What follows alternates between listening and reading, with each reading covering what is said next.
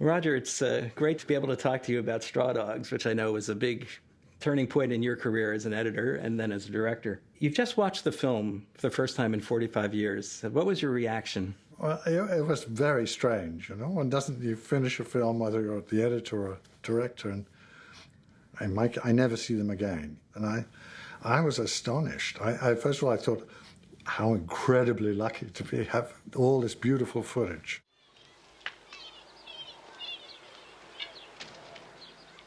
I was sort of bowled over at how well he'd done it, how smartly it's directed and beautifully lit by Coquillon, and every angle, every moment was there. Then I thought, well, that took a year to do that. And what took so long? Because when you see it together, it's inevitable. You think, well, how could it be different? Well, it's very interesting to me that you immediately say you were marveling at how he did it and how he put it together when you were one of the four editors on that film. I was completely new, yeah. And I was incredibly fortunate, too, that I started off in the cutting rooms, commercial cutting rooms, and John Bloom, as a young editor, came in and cut Lucky Strikes or something. John was one of these editors who lets you look over the shoulder at the moviola and has you critique his cut. And then if you have suggestions that he thinks make sense, he'll do the suggestion. So he was a great teacher. Had you thought you would become a film editor at that point? Was that your ambition? I wanted to direct, but at the time, there were directors who had edited. That seemed to be a path to do it. And it took me a while to get from 16 to 27. It took 11 years. And by the time I was doing Straw Dogs, I discovered that writers were becoming directors, not editors. And how do we get from there now to you edit a documentary, feature documentary yourself, and then you somehow get onto Straw Dogs? The first editor was Norman Savage.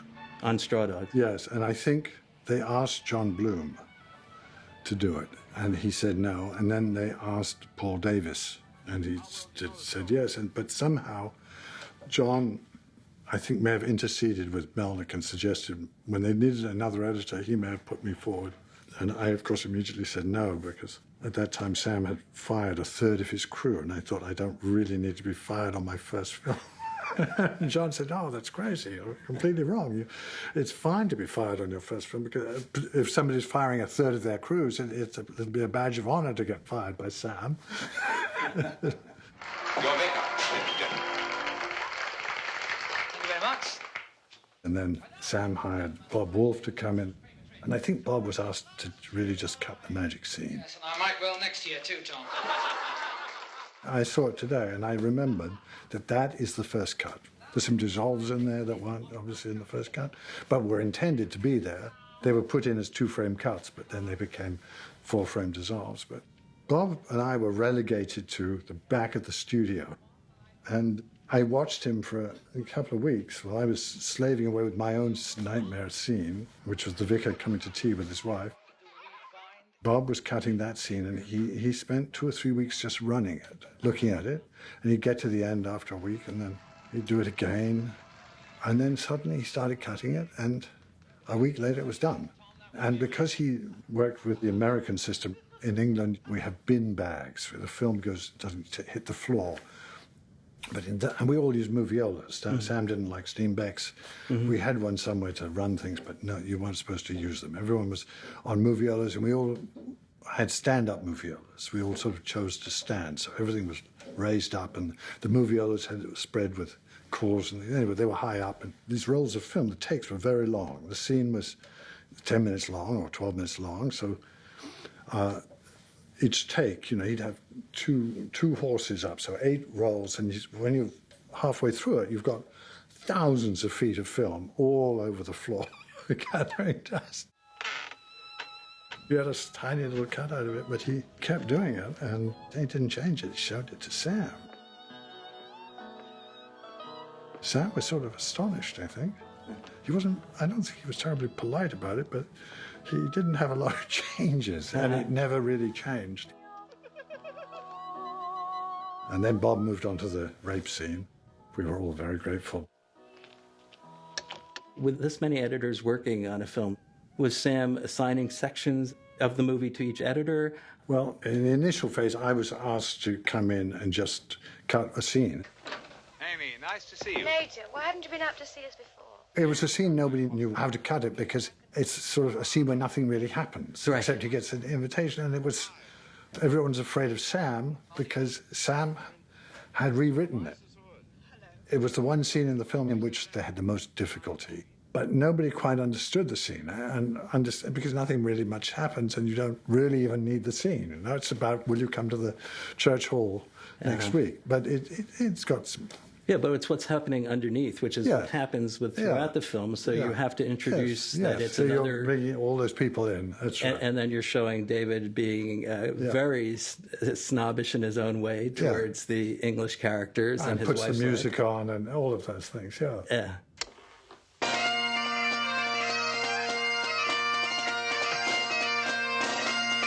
What are you drinking, Reverend? Stop. And Sam had, as one might, he shot a master from pretty much one corner of the room, and then all the coverage that went into the master, which was plentiful, as you can imagine, with 6 people and a whole scene all the way through. And then somehow he had got to the end of that and decided that maybe the master should have been over there, not over here. And so he kept going. He moved to the other side, and he shot the master from the other side. And then all the coverage had to go into that. So another complete set of coverage, and you understand the story. There were 4 masters in the end.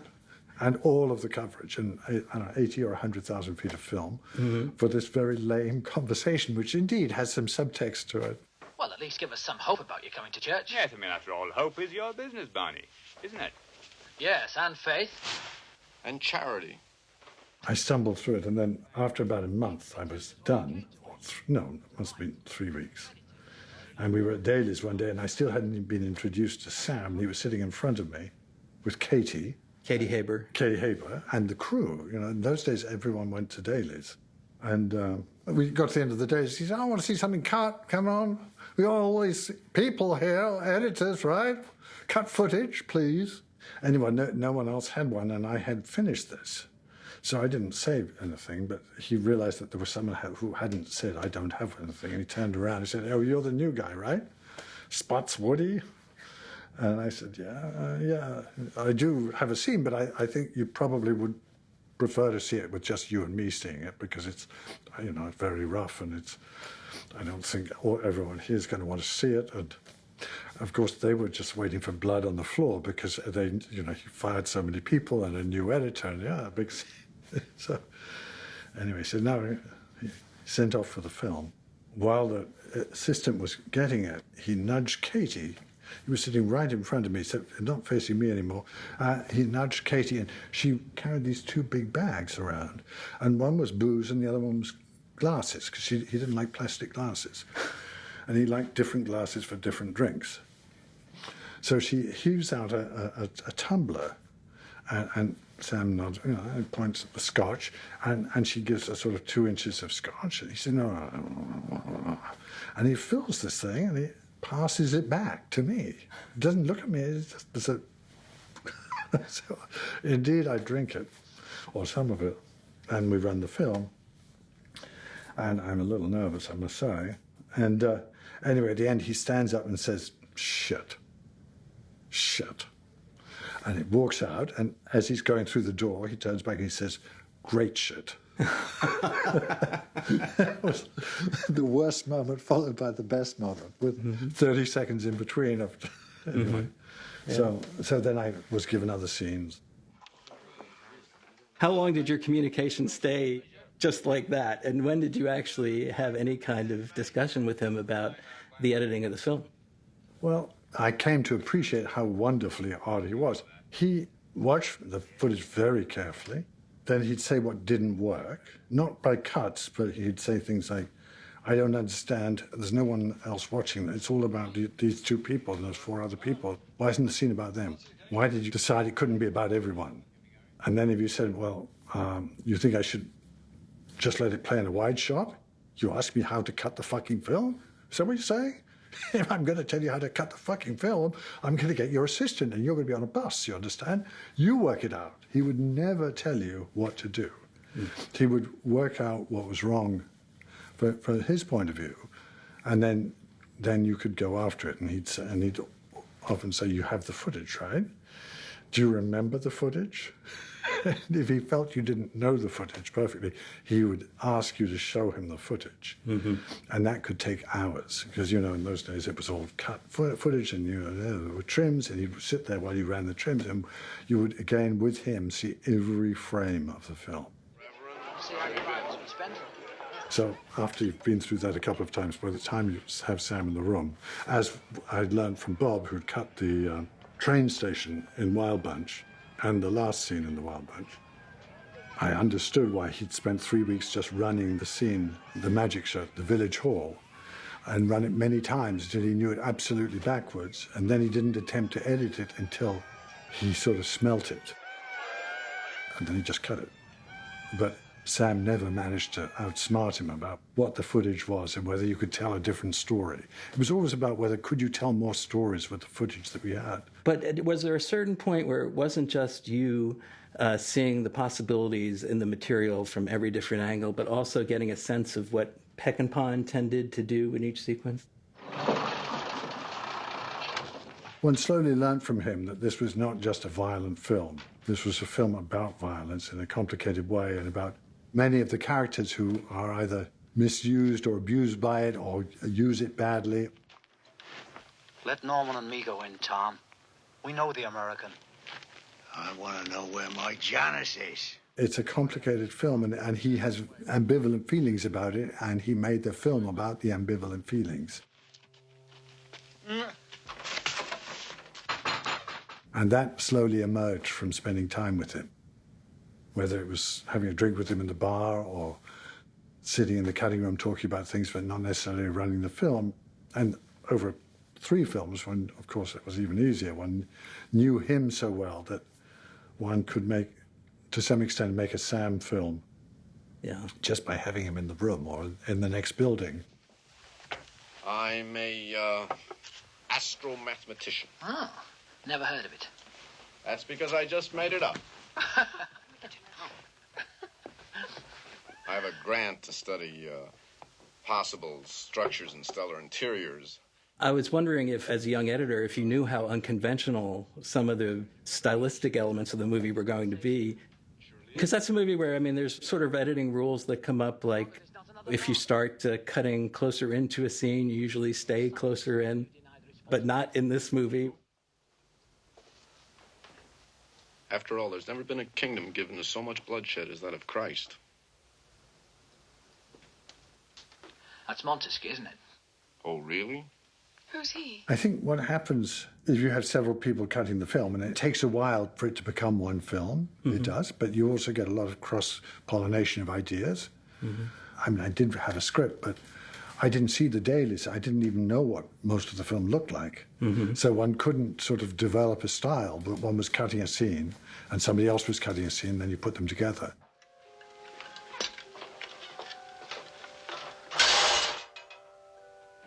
Sorry, Charlie. Bite, sir. I can appreciate that. Be careful. And eventually, when you have got it all together, part of it takes shape, and then that dictates the rest of the film, how the style is going to work, how the language of the editing, and it emerges. Safety lock, sir. Right. Where would you like it, sir? Put it right over the fireplace there.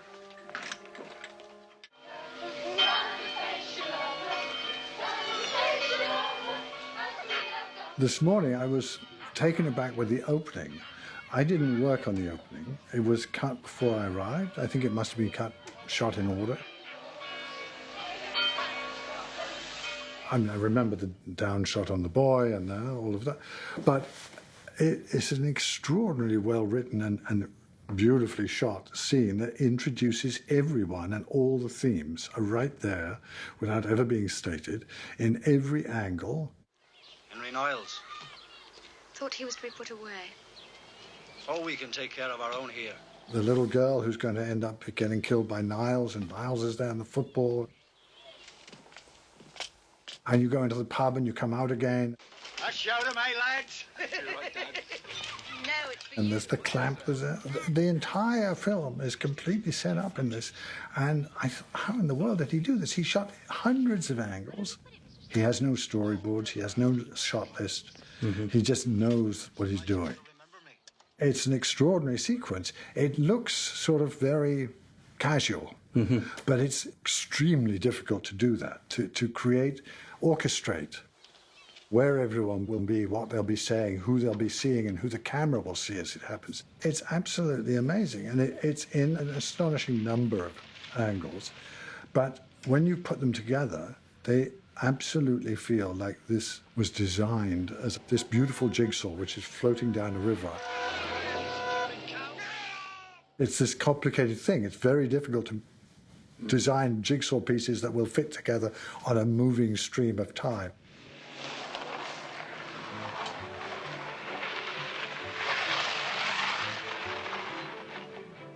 And one of the things when you talk about the complexity of Sam's style, I just want to make sure we're clear on that, is that not just that he's shooting coverage of the individual actors and characters, but he's actually shooting from their perspective. Absolutely, yes. And connecting people together. Yeah. Such an array of interesting coverage. And when we receive this 10 minutes of film with 8 seconds or 6 seconds, it's for that moment. And he won't ever tell you which it is, but you come to learn, you come to understand. It's like doing someone else's painting and realizing slowly that the palette of colors only includes certain things and that color must go there.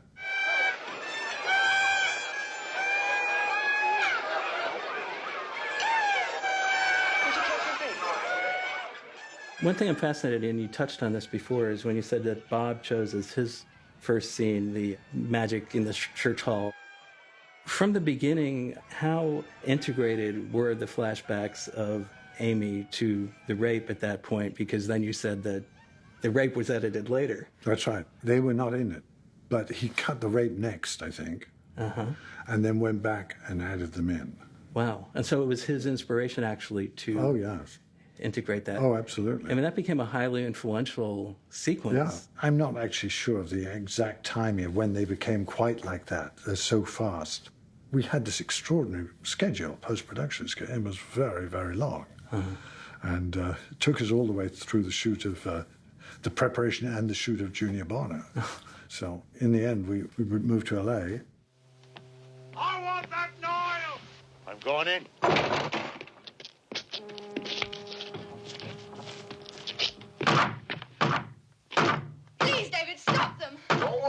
Because Paul stayed behind in England, he finished the ending. And after we'd been in America maybe 2 months or 3 months, he sent over the ending. And he was going to follow it. But he wanted a week or two of holiday because he'd spent an enormous amount of time. And it arrived in the cutting rooms in Hollywood. And we were somewhat staggered. It was in 4 boxes. And it turned out to be 12 reels of film, which is as long as a standard film is. And it was about 110 minutes, I think. Wow. So we dutifully took it up to Prescott and put the first reel up for Sam to look at it and started to run it. And we got, I don't know, 3 or 4 minutes into it. And he said, "How long is this?" We just rather nervous. He said, "Well, Sam, it seems to be, we haven't seen it yet. We thought we'd see it with you, but it seems to be on 12 reels, and they're all quite big reels." He said, "You're kidding." I said, "No." And he said, "Well, okay, I don't want to see it. Cut it in half. Don't take anything out, not a single shot. Just cut it in half, and then I'll have a look." And we went away, and we worked very hard for 2 or 3 weeks, and we didn't think it was possible, but yes, we did. And we brought it back, and we had, I don't know, whatever it was, 48, 50 minutes, and we started to run it for him, and he said, "How long is this?" He said, "Well, Sam, it's what you say, it's half, but it's actually a bit less. No, it's about 45 minutes. Yeah, I can't see that. Cut it in half, and don't take anything out, not any shot.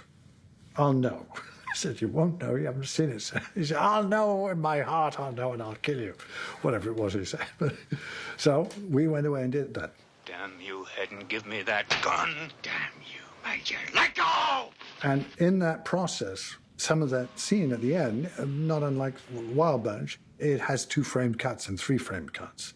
And that informed, I'm sure that Bob, there must have been a final thing where those became 2 framed cuts. David! Bastard! Bastard! And what is the final running time, actually, of that siege now? Coming 17 down? minutes. 17 minutes. Yeah. David, phone anybody! Please phone somebody! David! There are a lot of choices that get made and a lot of challenges that are immense, even on, as we said, it's the kind of the opposite scale of the Wild Bunch, but tracking the inside action and the outside action and keeping it parallel, but knowing when to pull it enough so that you get the character pieces of the bad guys. I mean, that must have been insanely challenging. It was very challenging because the outside was done with fog machines, of course, and has got dialogue and shouts and yells in it. Accessories we are. If I was doing this now, of course, I would go and loop the whole thing early on and get rid of all the... But nobody knew to do that, or nobody wanted... So the cut to inside and outside, you had the sound of a fog machine going. It was insanely loud. It was extremely hard to watch the film because it was so jarring, and it was there for a specific reason, you know, the technical... But nonetheless, it made it incredibly difficult to see it, with the result that the film was never shown to anyone. We didn't think it was showable, and Sam didn't want to show it, and there was a rumor about it being very violent. At some point, you're going to lose so many people in an audience. There's a shot in the film where Peter Vaughan's foot gets shot off. I've got you, Tom! What's the matter, Tom? And the dailies came in, and it was absolutely, and it was at 96 frames a second, of course. And they'd built a perfectly wonderful foot with lots of blood vessels and bones and muscles in it and things. And then they blew it up, right? And in slow motion, it was grotesque. And I remember I got about halfway through running this thing, and it was all in the first cut, and I stopped. I'm not going to cut that. And at some point, I had to show the scenes to Sam. I said to him, there's a bit in there that I'm not editing, by the way, and Bob's not going to do it. I don't think Tony's going to do it. So we've got a splicer for you, and you're going to cut that bit of the scene. It's so grotesque. We don't want to cut it, okay? If you want it in the film, if you think it needs to be in the film, I don't think the audience needs to see this, but if you want it, you get to do it. And what was Sam's response? I'm not touching the fucking, you know that. I'm not going to do that. You need to toughen up, you guys, you know. Bunch of fucking wimps, you know. English tea bags, you know, chicken shits. And a lot of that. And then we'd leave it the same way it was, and he'd come and fuss about it, and we'd have fights and things. It was all reasonably good-natured, but rather threatening at times, but it was okay. And in the end, I guess we did trim it down, and he didn't, but it was grotesque, you know? And you can't show it in the end because half the audience is going to vomit in the aisle, or they're going to leave. Yeah. And in fact, they did. And Sam understands that to some extent when he's doing this, right? Yes, he's yes. playing with yes, you. absolutely. It's a game to some extent. Yeah, because in the finished film, it's actually quite clipped. I mean, it's horrifying because the act is horrifying. It did end up being short. Yeah, Yeah. that may well have been censored too. I forget. It seems as if you and Bob and Sam really had a big responsibility in the final shaping and making that unified film that it is now. Yeah, it's such an odd thing. It is very much a group endeavor, but it is completely his film. And I was finding my way. Bob, he had a real gift for montage and for, I mean, I would watch his work. I was in awe of it. Get out!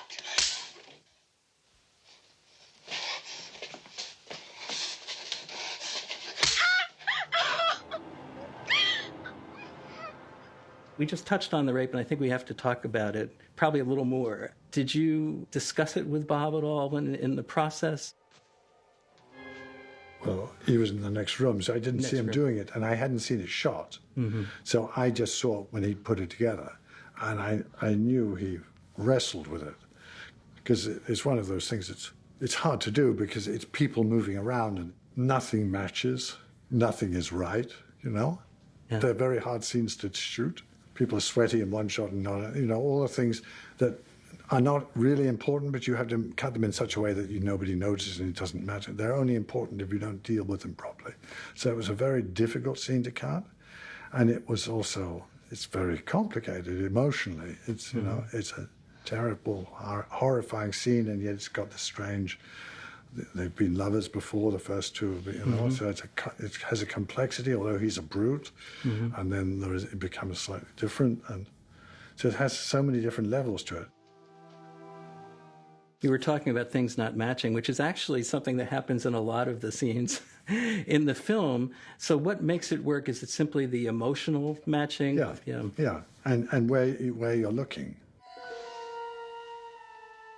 There's always this argument one can have that it doesn't matter, that if you get the emotional truth, most people will not see it, and those people who do, it didn't matter. Now, it's what people look into their eyes, and if the actors are good, they're looking into their souls, and they're connecting with the film, and you can get away with an enormous amount. And we're talking about point of view. So much of that is from her point of view, so ruthlessly and intimately. And she's terrific in it. She is absolutely terrific in it. They were not kind to her much of the time, but she's wonderful in that scene. No, exactly. Hoffman got the great reviews, but she really gives a brilliant performance. Yeah. But she had difficulty getting there at times. And there are ways of doing that and of helping someone. And Dustin and Sam, I'm told, well, I know from watching the dailies and hearing their voices, they were not always kind, and they forced her into being freaked out and things. They scared her.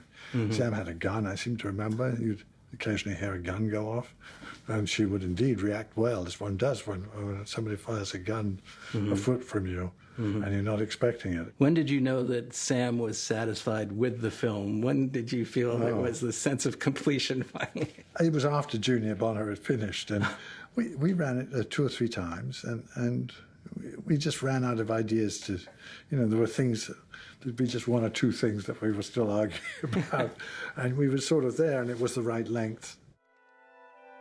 There'd been an issue about the length that I didn't know about. I think Paul, his approach was to leave things very long in the first cut. So he told people that this was a 3-hour movie, and there were people making 3-hour movies at the time. And he felt that it was a big film and it might need an interval. Hard to believe seeing the finished film.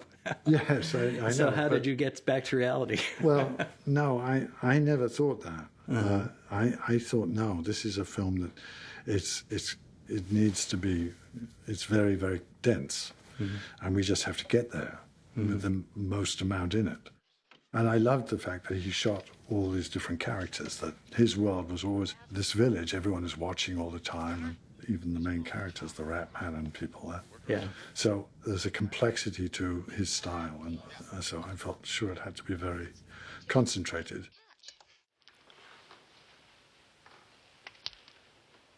And so once we dealt with the end, and we did come back with a 20 or an 18-minute version, which had not taken anything out. But we tried 1-frame cuts and they really didn't work, but we had balances of 2- and 3-frame cuts.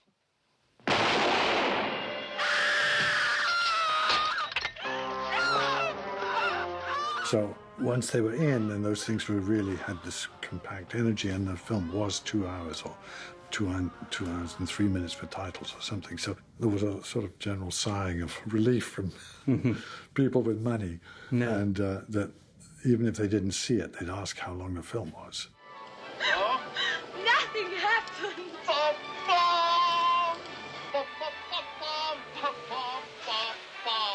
And so I learned a very valuable lesson both in Straw Dogs and then from someone else about length, that if a film is essentially too long, if it's shot too long, you can only take out so much. Maybe it's 20% or 25% or maybe even 30% you can take out, and it won't change. It'll just become richer and more complex. But if you take out 40%, you're going to have to take out characters. If to get down to 2 hours or to a length that people can sit through, if you have to lose characters or a bit of a plot, then it won't work, and the film really doesn't work. So deciding at the very beginning how long a film should be, what the internal engine should be, is incredibly important. And what Sam brought to that, he was a director who's always talked about changing pace, about gear changes, about different levels of energy. And a lot of the fear in Straw Dogs is by these changes. Suddenly things slow down and you get nervous. What's going to happen? And then they speed up and you think you're going somewhere, and then suddenly it changes again. Tom! He was absolutely wonderful at that. Musical. Now listen to me. Sir, I mean, why? I've been sweating for 2 days. You're fired because I don't want you around. I want you to leave. Right now. Is that clear? But we've been working all the time, sir. Clear enough, sir.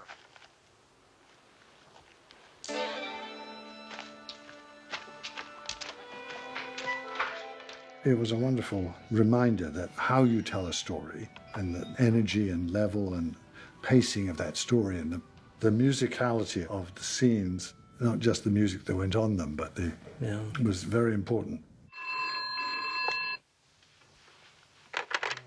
Likely Hobbs? Oh, this is David Sumner. We didn't show it to anyone. It was completely finished before it was previewed. It was a finished print. Nowadays, you have to do rough, and nobody wants to spend any more money until you've tried it out and had the audience decide what you're going to do. It's the American looking for Ulsa. He hit Henry Niles with his car. He's got him up at trenches.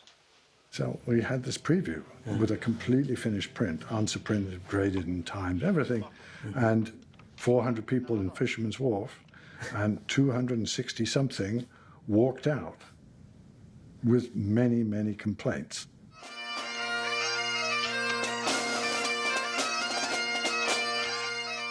ABC was incredibly nice to him. Sam didn't appear at the last screening in New York for the studio executives when it was finished. They brought their wives.